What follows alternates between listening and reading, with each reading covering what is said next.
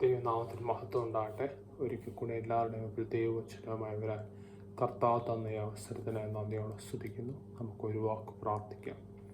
കർത്താവെ, നല്ല സമയത്തിനായി സ്തുതിക്കുന്നു. അങ്ങയുടെ വചനം ശക്തിയോടും ബഹുനിശ്ചയത്തോടും ദൈവാത്മാവിൻ്റെ ശക്തിയോടും കൂടി പുറപ്പെടുന്നതുകൊണ്ട് സ്തുതിക്കുന്നു. അങ്ങയുടെ വചനം ക്രിയ ചെയ്യട്ടെ, അങ്ങയുടെ വചനം പ്രവർത്തിക്കട്ടെ, അങ്ങയുടെ വചനം വെളിപ്പാടായി മാറട്ടെ, അങ്ങയുടെ വചനം എൻലൈറ്റൻ ചെയ്യട്ടെ. അപ്പോൾ അങ്ങനെ ചെയ്തിരിക്കാൻ സ്തുതിക്കുന്നു. അങ്ങയുടെ പരിശുദ്ധാത്മാവിൽ പ്രവർത്തിക്കാൻ സ്തുതിക്കുന്നു. അങ്ങയുടെ വചനം ഇരുവായത്തിലുള്ള ഏത് വാളിനേക്കാളും മൂർച്ചനങ്ങളുടെ വചനം അങ്ങേക്ക് ഇഷ്ടത നിവർത്തിക്കാൻ തിരിച്ചു വരികയില്ല. അങ്ങയുടെ വലിയ പ്രവർത്തിക്കാൻ സ്തുതിക്കുന്ന എല്ലാം നസ്രാനായ യേശു ക്രിസ്തു നാമത്തിൽ തന്നെ. ആമേൻ.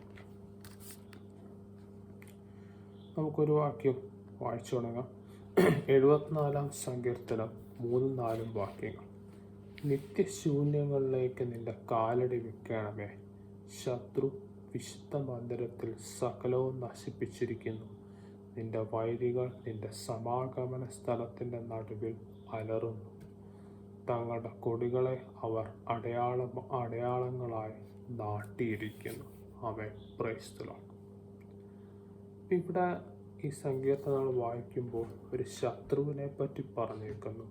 ആ ശത്രു വിശുദ്ധ മന്ദിരത്തിൽ സകലവും നശിപ്പിച്ചതായിട്ടും സമാഗമന സ്ഥലത്തിൻ്റെ നടുവിൽ അലറുന്നതായിട്ടും കാണാം.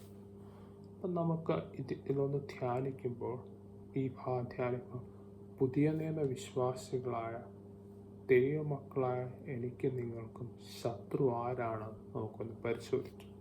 നമുക്കെല്ലാവർക്കും അറിയാവുന്നൊരു വേദഭാഗം വായിക്കാം. എഫേസ്യർക്ക് എഴുതിയ ലേഖനം 6-ാം അധ്യായം 12-ാം വാക്യം.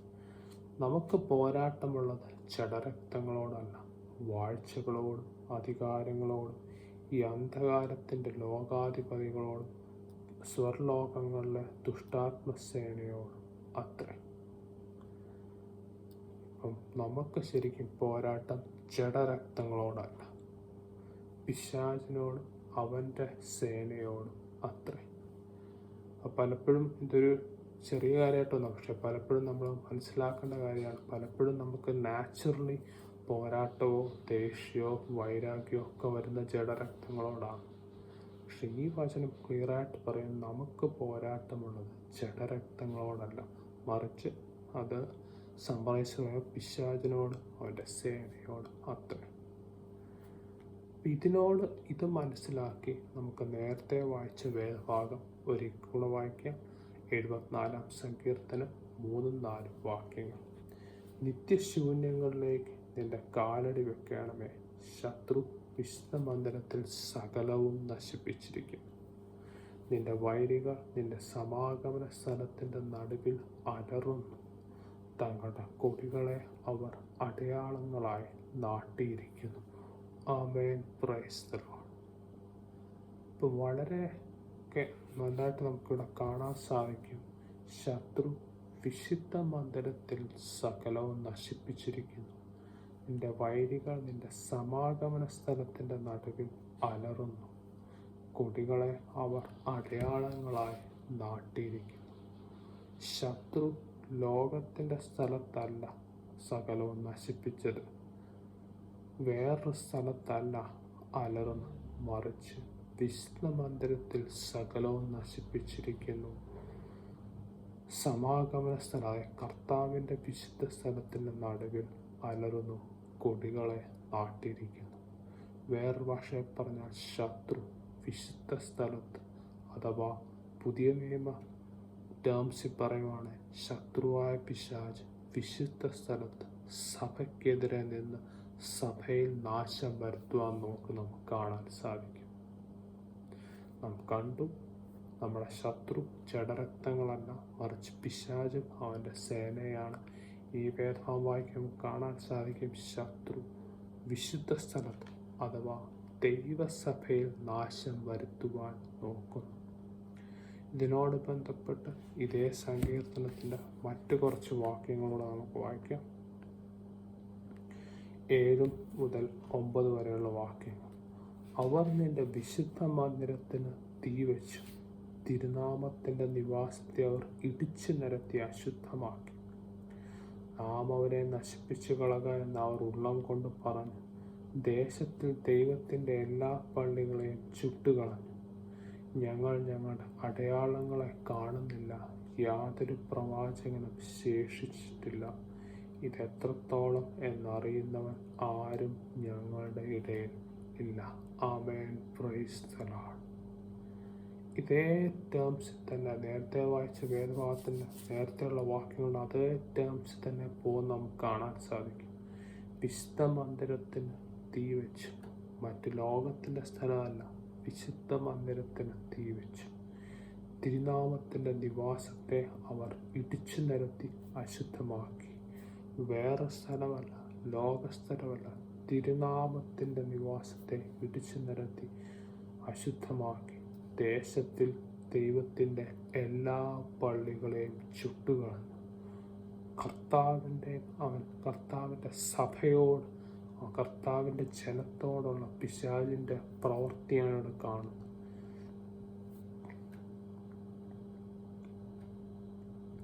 ഞങ്ങൾ ഞങ്ങളുടെ അടയാളങ്ങളെ കാണുന്നില്ല, യാതൊരു പ്രവാചകനും ശേഷിച്ചിട്ടില്ല. ഇതെത്രത്തോളം എന്നറിയുന്നവൻ ആരും ഞങ്ങളുടെ ഇടയിൽ ഇല്ല. വേറൊരു ഭാഷ പറഞ്ഞ പിശാചിൻ്റെ ദൈവസഭയോടുള്ള പോരാട്ടം, ദൈവം സഭയിൽ നാശം വിതയ്ക്കാനുള്ള പിശാചിൻ്റെ പദ്ധതി നമുക്ക് ഇന്ന് കാണാൻ സാധിക്കും. തിരുനാമത്തിൻ്റെ നിവാസത്തെ ഇടിച്ചു നിരത്തുന്നു. ദൈവത്തിൻ്റെ എല്ലാ പള്ളികളെയും ചുട്ടുകളഞ്ഞു. യാതൊരു പ്രവാചകനും ശേഷിച്ചിട്ടില്ല. ഓ പ്രൈസ് ദി ലോർഡ്. എത്ര ഭയങ്കരമായൊരു പിശാചിൻ്റെ പദ്ധതിയാണ് നമ്മൾ കാണുന്നത്. എത്ര ഭയങ്കരമായ പിശാചിൻ്റെ ഒരു പദ്ധതിയാണ് കാണാൻ സാധിക്കുന്നത്. ദൈവജനത്തോട്, ദൈവസഭയോട്, കർത്താവിൻ്റെ കൽപ്പന പ്രമാണിച്ച് ദൈവപാതയിൽ നടക്കുന്ന ദൈവജനത്തോടുള്ള പിശാചിൻ്റെ പദ്ധതിയെ വളരെ ക്ലിയറായിട്ട് നമുക്കിവിടെ കാണാൻ സാധിക്കും. വിശുദ്ധ മന്ദിരത്തിന് തീ വെച്ചു. തിരുനാമത്തിൻ്റെ നിവാസത്തെ ഇടിച്ചു നിരത്തി അശുദ്ധമാക്കി. ദേശത്തിലെ എല്ലാ പള്ളികളെയും ചുട്ടുകളഞ്ഞു. യാതൊരു പ്രവാചകനും ശേഷിച്ചിട്ടില്ല.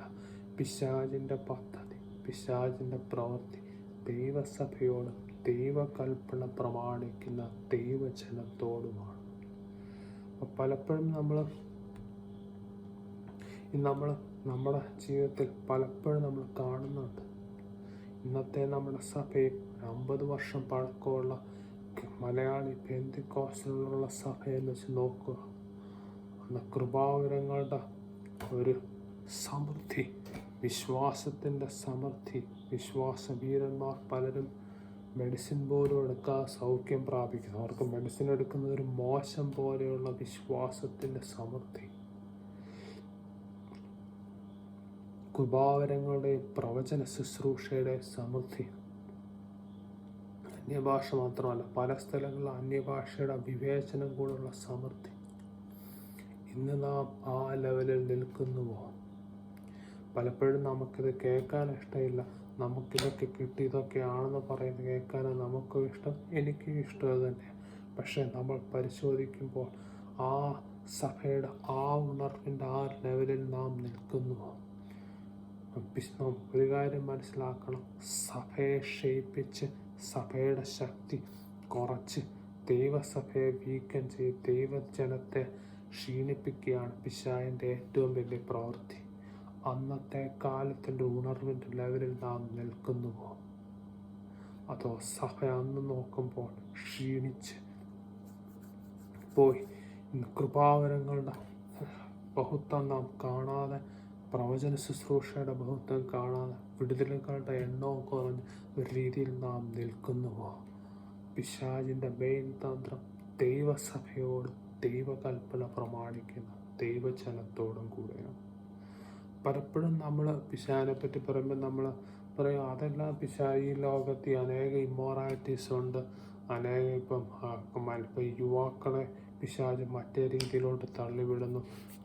ഈ പിശാചിനിപ്പം സിനിമയിൽ കൂടെ, ഇൻ്റർനെറ്റിൽ കൂടെ, ഡ്രഗ് അഡിക്ഷനിലൂടെ, സിഗരറ്റ് വലിയിൽ കൂടെ, മദ്യപാനത്തിലൂടെ പിശാച് ജനത്തെ തെറ്റിക്കുന്ന എല്ലാം ഉണ്ട്. ഡെഫിനറ്റ്ലി അതെല്ലാം ശരിയാണ്. ലോകം അവൻ്റെ അധീനതയെ കിടക്കുന്നു. ഡെഫിനറ്റ്ലി അതെല്ലാം ശരിയാണ്. പക്ഷെ അതിൻ്റെ അപ്പുറമായിട്ട് പിശാച് ദൈവസഭയോടും ദൈവകൽപ്പന പ്രമാണിക്കുന്ന ദൈവജനത്തോടും എതിർത്ത് നിൽക്കുന്നുണ്ട്. അപ്പം അതെങ്ങനെയാണ് കർത്താവിൻ്റെ ജനത്തോടും ദൈവസഭയോടും പിശാച് എതിർത്ത് നിൽക്കുന്നത്? നമുക്കത് മനസ്സിലാക്കാൻ വേണ്ടി വേറൊരു വാക്യം 2 കൊരിന്ത്യർ 11 14-15 വാക്യങ്ങൾ. സാത്താൻ താനും വെളിച്ചദൂതൻ്റെ വേഷം ധരിക്കുന്നുവല്ലോ, ആകയാൽ അവൻ്റെ ശുശ്രൂഷക്കാർ നീതിയുടെ ശുശ്രൂഷക്കാരുടെ വേഷം ധരിച്ചാൽ അതിശയമല്ല, അവരുടെ അവസാനം അവരുടെ പ്രവൃത്തികൾക്ക് ഒത്തതായിരിക്കും. Praise the Lord. സാത്താൻ താനും വെളിച്ചദൂതൻ്റെ വേഷം ധരിക്കുന്നുവല്ലോ, ആകയാൽ അവൻ്റെ ശുശ്രൂഷക്കാർ നീതിയുടെ ശുശ്രൂഷക്കാരുടെ വേഷം ധരിച്ചാൽ അതിശയമല്ല. പിശാച് നമ്മളോരോരുത്തരുടെ അടുത്ത് വരുന്നത് ഒരീടാ ടി വിയിലെ പരസ്യത്തിൽ പോലെ കൊമ്പും വെച്ച് ഒരു വികൃത ജീവിയായിട്ടായിരിക്കത്തില്ല, വിശുദ്ധിയുടെ വേഷത്തിൽ. Price the Lord. വിശുദ്ധിയുടെ വേഷത്തിൽ ദൈവജനത്തോട് ദൈവസഭയോട് അടുത്ത് വന്ന് അതിനെ ക്ഷയിപ്പിക്കുവാൻ, അതിൻ്റെ ദൈവശക്തിയെ ക്ഷയിപ്പിക്കുന്നതാണ് പിശാചിൻ്റെ ഏറ്റവും വലിയ പദ്ധതി. നാം നേരത്തെ വായിച്ച വേദഭാഗത്തിൻ്റെ ഒരു ഭാഗം ഒരിക്കലും വായിക്കാം. അവൻ തൻ്റെ വിശുദ്ധ മന്ദിരത്തിൽ തീ വെച്ചു, തിരുനാമത്തിൻ്റെ നിവാസത്തെ ഇടിച്ചു നിരത്തി അശുദ്ധമാക്കി, ദേശത്തിലെ സകല സഭ പള്ളികളെയും ചുട്ടുകളഞ്ഞു. യാതൊരു പ്രവാചകനും ശേഷിച്ചിട്ടില്ല. പിശാചിൻ്റെ പ്രവൃത്തി ദൈവസഭയോടും ദൈവകൽപ്പന പ്രമാണിക്കുന്ന ദൈവജനത്തോടുമാണ്. ദൈവസഭയെ ക്ഷയിപ്പിക്കുക, ദൈവജനത്തെ ക്ഷീണിപ്പിക്കുക, ഇതാണ് പിശാചിൻ്റെ പ്രവൃത്തി. നാം നമ്മെ തന്നെ പരിശോധിച്ചാൽ കാണാം. ഇന്നത്തെ ദൈവസഭ കഴിഞ്ഞൊരു 50 വർഷം മുമ്പത്തെ ദൈവസഭയുടെ കൃപാവരങ്ങളുടെ വിശുദ്ധിയുടെ സമൃദ്ധിയിൽ നിൽക്കുന്നു.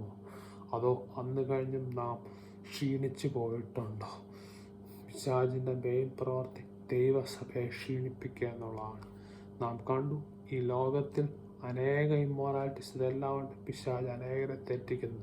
പക്ഷേ ദൈവസഭയോട്, ദൈവമക്കളായ ഞാനും നിങ്ങളോട് എതിർത്ത് പിശാച് വരുന്നത് ഒരുപക്ഷെ ലോകത്തിൻ്റെ രൂപത്തിലായിരിക്കത്തില്ല, വിശുദ്ധിയുടെ വേഷത്തിൽ, വിശുദ്ധയുടെ വേഷത്തിൽ വന്ന് ദൈവസഭയെ തെറ്റിച്ച് ദൈവ കൽപ്പന പ്രമാണിക്കുന്ന ദൈവജനങ്ങളെ തെറ്റിക്കുന്നതാണ് പിശാചിൻ്റെ പദ്ധതി. ഇത്രയും നമ്മൾ കണ്ടു. ഞാനിതിനെപ്പറ്റി ധ്യാനിക്കുമ്പോൾ ഞാൻ 2 ഉദാഹരണങ്ങൾ എൻ്റെ മനസ്സിൽ വന്നു. നോർത്ത് ഇന്ത്യയിൽ ശുശ്രൂഷിക്കുന്ന ശ്രേഷ്ഠ ദൈവദാസനായ PG വർഗീസ് ഒരു പ്രാവശ്യം പറയുകയുണ്ടായി. അവർക്ക് ഓരോ മാസം അവർക്ക് വിശ്വാസത്താൽ ഇത്രയും ഫണ്ട് ഉണ്ടെങ്കിലേ മുന്നോട്ട് പോകാനൊക്കത്തുള്ളൂ. കർത്താവ് ഫണ്ടെല്ലാം കൊടുത്തിരുന്നു, മിനിസ്ട്രി മുന്നോട്ട് പോകായിരുന്നു. പക്ഷെ പെട്ടെന്ന് ഒരു മാസം തൊട്ട് ആ ഫണ്ട് നിന്നുപോയി. ആ ഫണ്ട് വരുന്നില്ല. ഓരോ മാസം അവർക്ക് കിട്ടാനുള്ള പൈസ അവർക്ക് വരുന്നില്ല. അവർ വളരെ ബുദ്ധിമുട്ടിലായി. അപ്പോൾ അവർ പ്രാർത്ഥിച്ചു, ചിന്തിച്ചു, എന്താണിത് സംഭവിച്ചത്.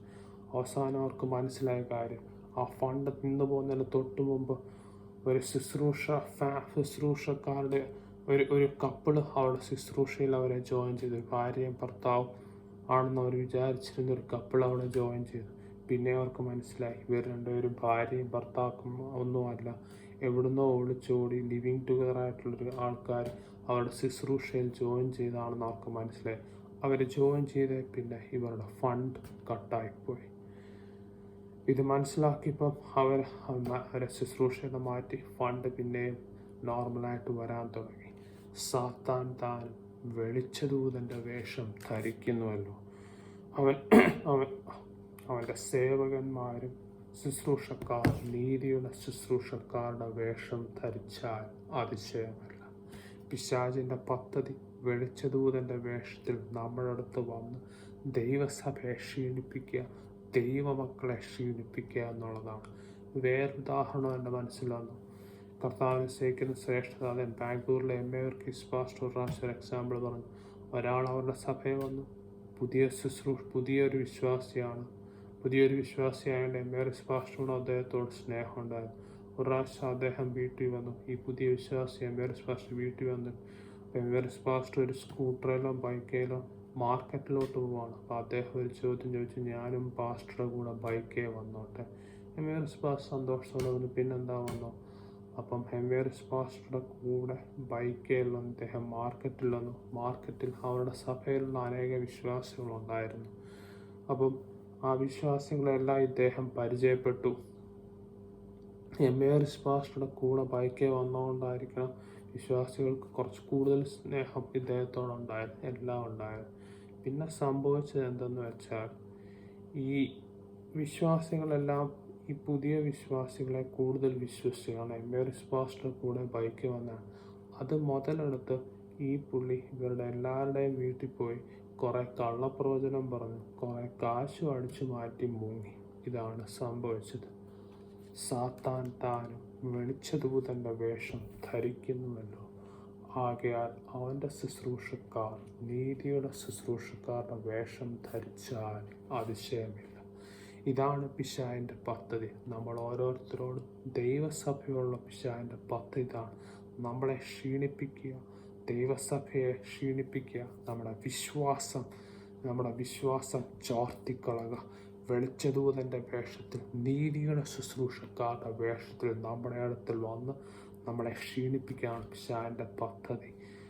നാം നേരത്തെ കണ്ടതുപോലെ തിരുനിവാസത്തിൽ, വിശുദ്ധ മന്ദിരത്തിൽ തീവെച്ച് തിരുനാമത്തിൻ്റെ നിവാസത്തെ അവൻ ഇടിച്ചു നിരത്തി അശുദ്ധമാക്കി എല്ലാ പള്ളികളെയും ചുട്ടുകൾ.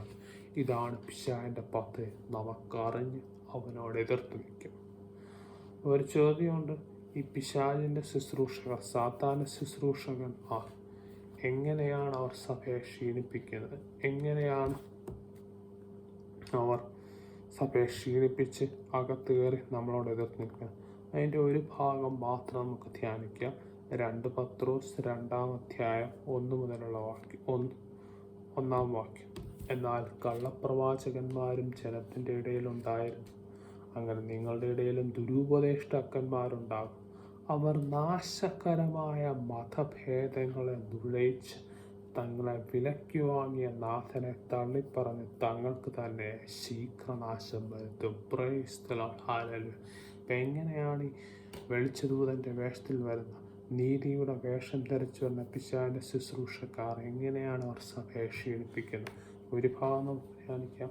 അവർ നാശകരമായ മതഭേദങ്ങളെ നുഴയിച്ച് തങ്ങളെ വിലയ്ക്ക് വാങ്ങിയ നാഥനെ തള്ളിപ്പറഞ്ഞ് തങ്ങൾക്ക് തന്നെ ശീഘ്രനാശം വരുത്തും.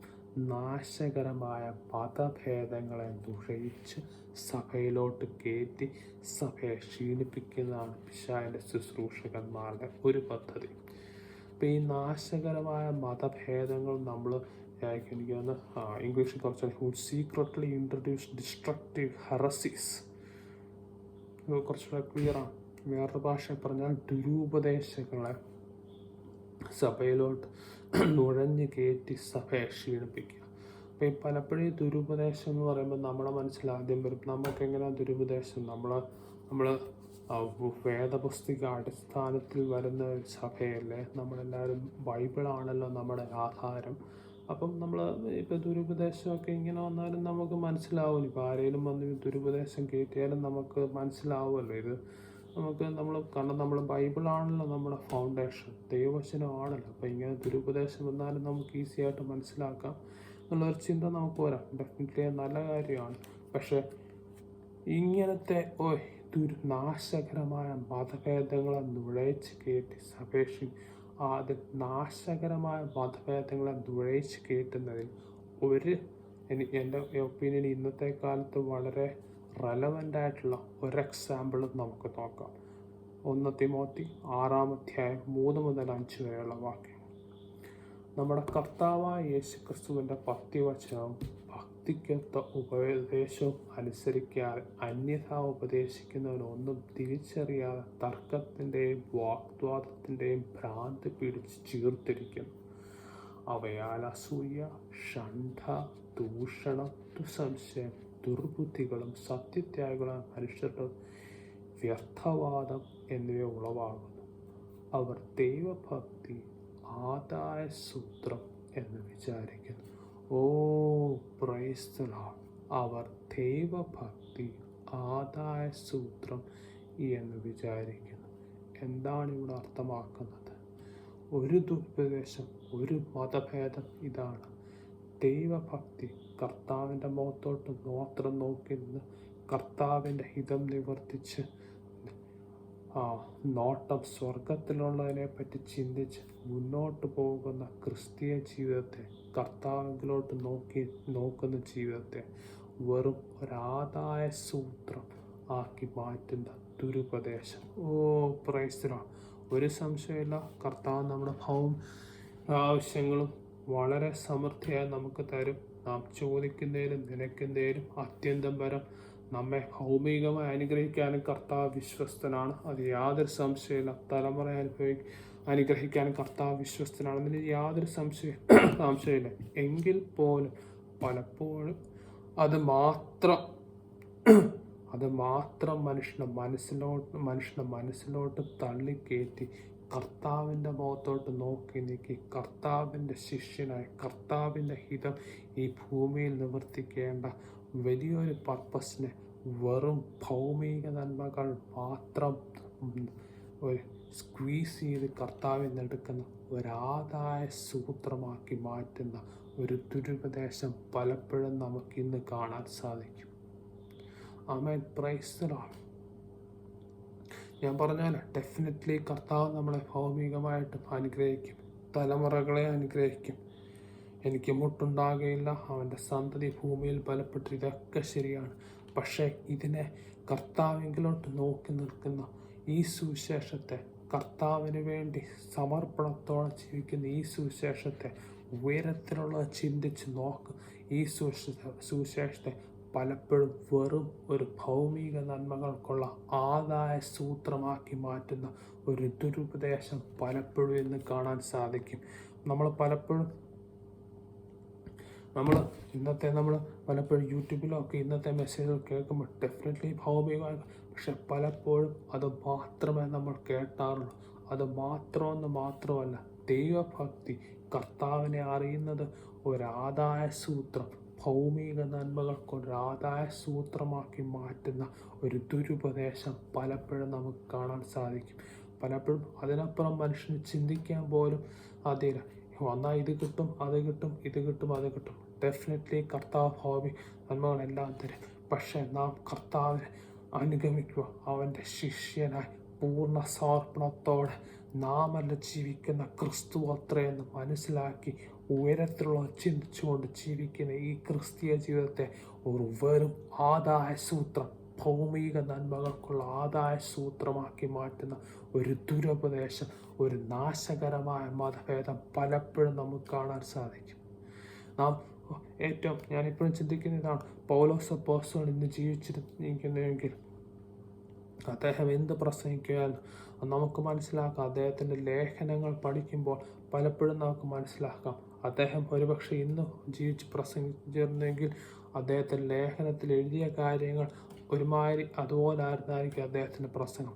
ഡെഫിനറ്റ്ലി യെസ്, ഭൗമിക നന്മകളെപ്പറ്റി അദ്ദേഹം സംസാരിക്കുന്നുണ്ട്. കർത്താവോ നമ്മുടെ ബുദ്ധിമുട്ടൊക്കെ അവൻ്റെ മഹത്വത്തിൻ്റെ ധനത്തിനൊത്തോളം തീർത്തു തരും.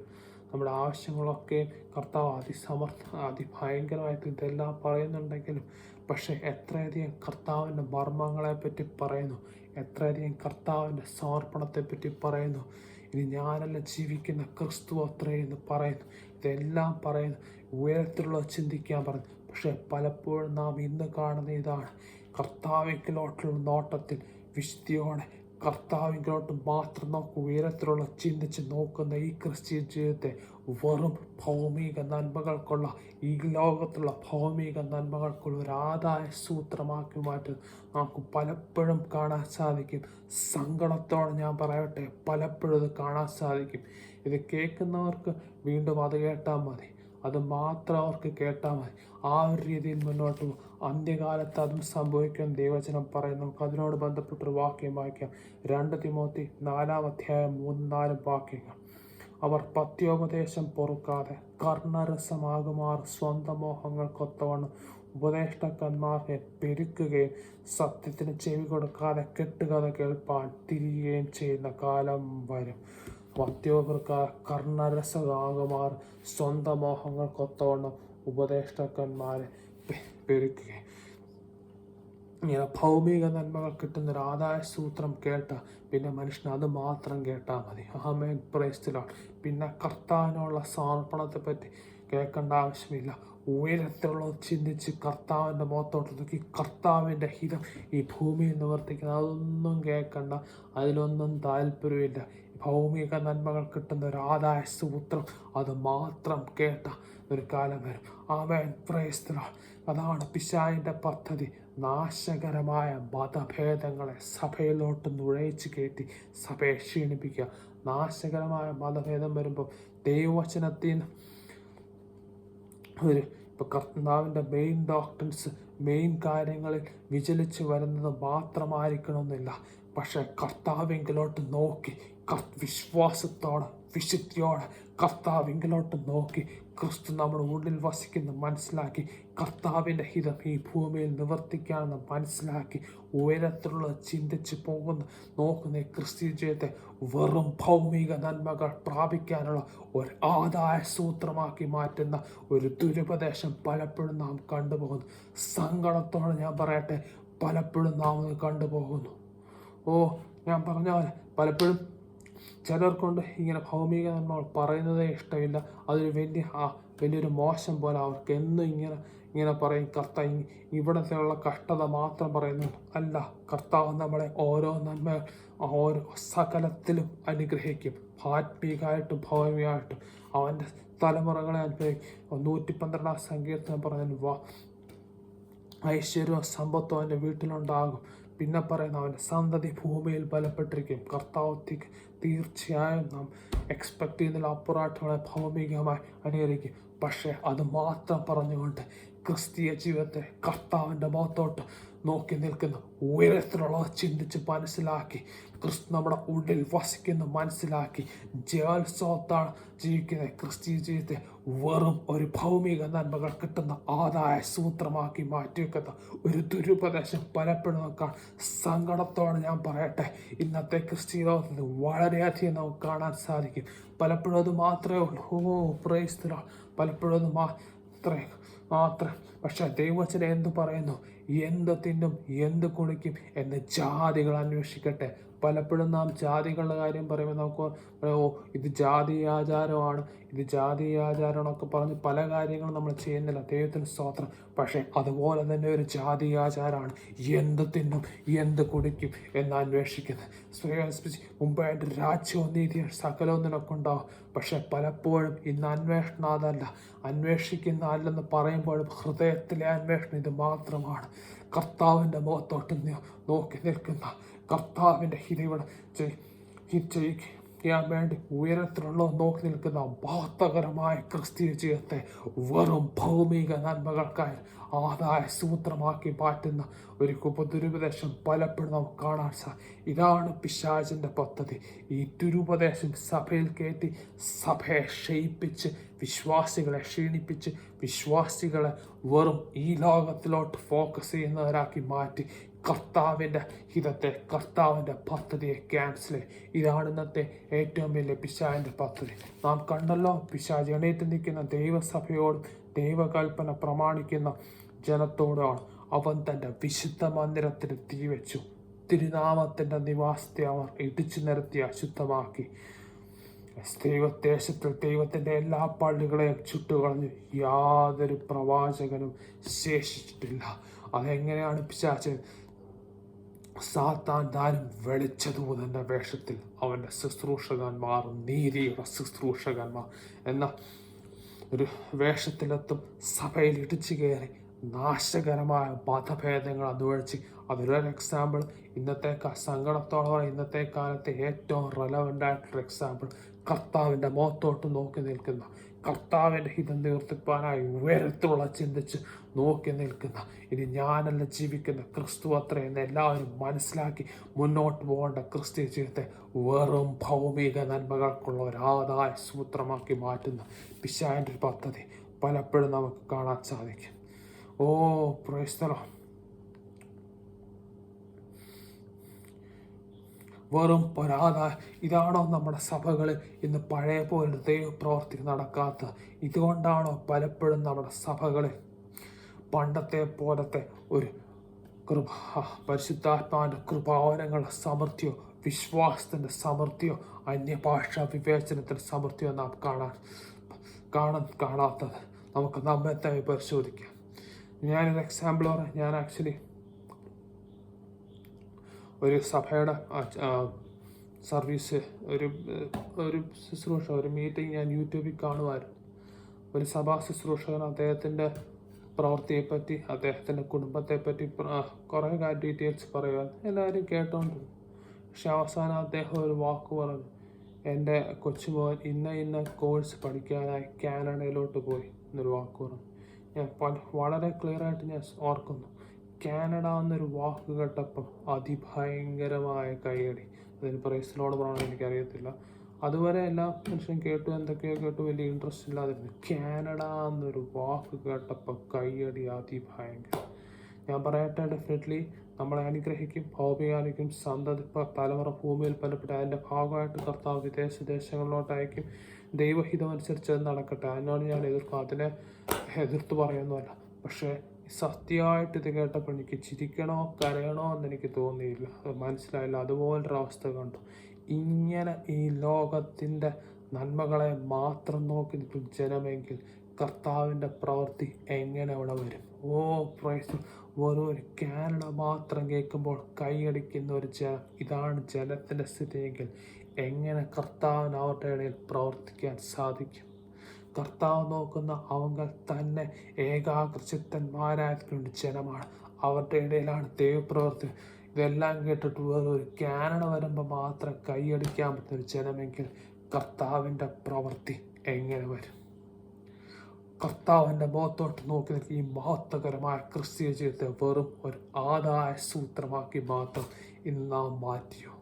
ഇതാണോ നമ്മുടെ സഭകളിൽ പണ്ടത്തെ പോലൊരു ദൈവപ്രവൃത്തി വരാത്തത്? വെറും ഒരു കാനഡ മാത്രം കേൾക്കുമ്പോൾ കൈയടിക്കുന്ന ഒരു രീതിയിലോട്ട് നാം വന്നു പോയോ? ദൈവഭക്തിയെ കർത്താവിൻ്റെ മുഖത്തോട്ട് നോക്കി നിന്ന് കർത്താവ് നമ്മുടെ ഉള്ളിൽ വസിക്കുന്ന മനസ്സിലാക്കി ജയോത്സവം നടത്തുന്ന ദൈവഭക്തിയെ വെറും ഒരു ആദായ സൂത്രമാക്കി നാം മാറ്റി. ഇതുകൊണ്ടാണോ നമ്മുടെ സഭകളിൽ ദൈവപ്രവൃത്തി ക്ഷയിച്ചു പോയത്? പണ്ടത്തെ പോലൊരു ദൈവപ്രവൃത്തി വരാത്തതിൻ്റെ ഒരു കാരണം ഇതാണ്. ഓർക്കണം, പിശാചിൻ്റെ പദ്ധതി ദൈവസഭയോടാണ്. അവൻ തൻ്റെ വിശുദ്ധ മന്ദിരത്തെ ചുട്ടുകളഞ്ഞു. വിശുദ്ധ മന്ദിരത്തിന് തീ വെച്ചു. തിരുനിവാസത്തെ ഇടിച്ചു നിരത്തി അശുദ്ധമാക്കി. ദേശത്തിൽ ദൈവത്തിൻ്റെ എല്ലാ പള്ളികളെയും ചുട്ടുകളഞ്ഞു. സാത്താൻ താനും വെളിച്ചദൂതൻ്റെ വേഷത്തിൽ വരും. അവൻ്റെ ശുശ്രൂഷകന്മാർ, വിശുദ്ധിയുടെ ശുശ്രൂഷകന്മാർ എന്ന വേഷത്തിൽ വരും. ഇത്രയും നമ്മൾ കണ്ടു. ഇതാണ് നമ്മൾ കണ്ട മെയിൻ ക്രക്സ്. ഇത് മാത്രമേ ഉള്ളൂ. ദൈവഭക്തി, പിശാചിൻ്റെ പദ്ധതി സഭയോട് നാശകരമായ മതഭേദങ്ങളെ സഭയിൽ നുഴച്ചു കയറ്റി ക്ഷയിപ്പിക്കുക എന്നുള്ളതാണ്. ഇന്നത്തെ കാലത്ത് വളരെ റെലവൻ്റ് ആയിട്ടൊരു മതഭേദം ഇതാണ്. ദൈവഭക്തി കർത്താവിൻ്റെ മുഖത്തോട്ട് നോക്കി ഉയരത്തിലുള്ള ചിന്തിച്ചപ്പോൾ കർത്താവിൻ്റെ ഹൃദയഭൂമിയിൽ നിവർത്തിക്കുന്ന മഹത്വകരമായ ക്രിസ്തീയ ജീവിതത്തെ വെറും ഒരാദായ ഭൗമിക നന്മകൾക്ക് വേണ്ടി ഒരു ആദായ സൂത്രമാക്കി മാറ്റുക. നാം കണ്ടു, അനേക എക്സാമ്പിൾസും കണ്ടു. വെറും കാനഡ മാത്രം കേൾക്കുമ്പോൾ കൈകടി വരുന്നൊരു ജനമാക്കി മാറ്റുക. ഇങ്ങനെ ജനത്തിൻ്റെ ഇടയിൽ എങ്ങനെ കർത്താവിന് പ്രവർത്തിക്കാൻ സാധിക്കും? ഇങ്ങനെ ഞാൻ ട്രെയിനിൽ പോയപ്പോൾ ഒരു ദേവദാസിനെ മീറ്റ് ചെയ്യാൻ ഇടയായി. അദ്ദേഹം ദേവദാസിൻ്റെ പാസ്റ്ററാണെന്ന് എനിക്ക് അറിയത്തില്ല. അദ്ദേഹത്തെ കണ്ടാൽ അങ്ങനെ തോന്നത്തില്ല, ഒരു ഗുണ്ട ലുക്ക് പോലൊക്കെ തോന്നി. പുള്ളി ഏതോ ഫോൺ വിളിച്ച് പ്രൈസ്തലോടൊക്കെ പറയുന്ന കേട്ടപ്പോൾ എനിക്ക് മനസ്സിലായി. ഞാൻ അദ്ദേഹത്തെ പരിചയപ്പെട്ടു. വളരെ സന്തോഷമായിരുന്നു. അദ്ദേഹം കർണാടകയിൽ അദ്ദേഹം കർത്താവിൻ്റെ ശുശ്രൂഷ ചെയ്യുമായിരുന്നു. ഒരു കർണാടകയെ പറ്റിയ ഒരു ദർശനം അദ്ദേഹത്തിന് വേറൊരു ദേവദാസിനും കൊടുത്തു. ഇപ്പോൾ കർണാടകയിലെ ഓരോ ഡിസ്ട്രിക്റ്റും 31 ഡിസ്ട്രിക്റ്റിലും അവർക്ക് ദൈവസഭകളുണ്ട്. വളരെ അദ്ദേഹം പറഞ്ഞനുസരിച്ച് കർത്താവിൻ്റെ ഒരു വലിയ പ്രവൃത്തി അവർ കാണുന്നു. കർത്താവിൻ്റെ ഒരു അനേക ഡ്രഗ് അഡിക്ഷനിൽ നിന്നും പൈശാചിക ബന്ധനത്തിന് വിടുവിച്ച അത്ഭുതങ്ങളാലും അടയാളങ്ങളാലും കർത്താവ് പ്രവർത്തിക്കുന്നു. വളരെ നല്ലൊരു ദൈവപ്രവൃത്തി അദ്ദേഹം ചെയ്യുന്നുണ്ട്. കണ്ടതിൽ എനിക്ക് വളരെ സന്തോഷം തോന്നി. അപ്പോൾ അദ്ദേഹം ഒരു വാക്ക് പറയുമായിരുന്നു. അദ്ദേഹത്തിൻ്റെ വൈഫ് കലഞ്ഞൂർ ചർച്ച് ഓഫ് ഗോഡിൻ്റെ ഫൗണ്ടിങ് പാസ്റ്ററുടെ മോളോ അങ്ങനെ എന്തോ ആണ്. അദ്ദേഹം പറയാമായിരുന്നു, അന്നത്തെ കാലത്ത് ആ സഭ തുടങ്ങിയ സമയത്ത് വലിയ ദേവദാസന്മാരായ ആശാരിപദേശി, അന്നത്തെ കാലത്ത് KPO എന്നാൻ എല്ലാവരും വന്നു ആരാധിക്കുകയായിരുന്നു. പരിശുദ്ധാത്മാവിൻ്റെ ശക്തമായൊരു പ്രവൃത്തി ആ സഭയിലുണ്ടായിരുന്നു. ഇന്നും സഭയോടുണ്ട്, ബിൽഡിങ്ങോടുണ്ട്, യാതൊരു മാറ്റവും ഇല്ല, ഒരു കുഴപ്പമില്ല. പക്ഷെ ഇന്ന് അദ്ദേഹം തന്നെ പറയാം, അദ്ദേഹത്തിൻ്റെ വാക്കുകളായിരുന്നു. ഇന്നും അവിടെ പാസ്റ്റർമാരുണ്ട്. അദ്ദേഹം പറയുന്ന അവർ ഫ്യൂണറൽ ശുശ്രൂഷ ചെയ്യും, കല്യാണ ശുശ്രൂഷ ചെയ്യും. ഇടയ്ക്ക് വല്ലവരും അമേരിക്കയിൽ നിന്ന് വരുമ്പോൾ ഒരു മീറ്റിംഗ് നടത്തും. അവർക്ക് അത് മതി.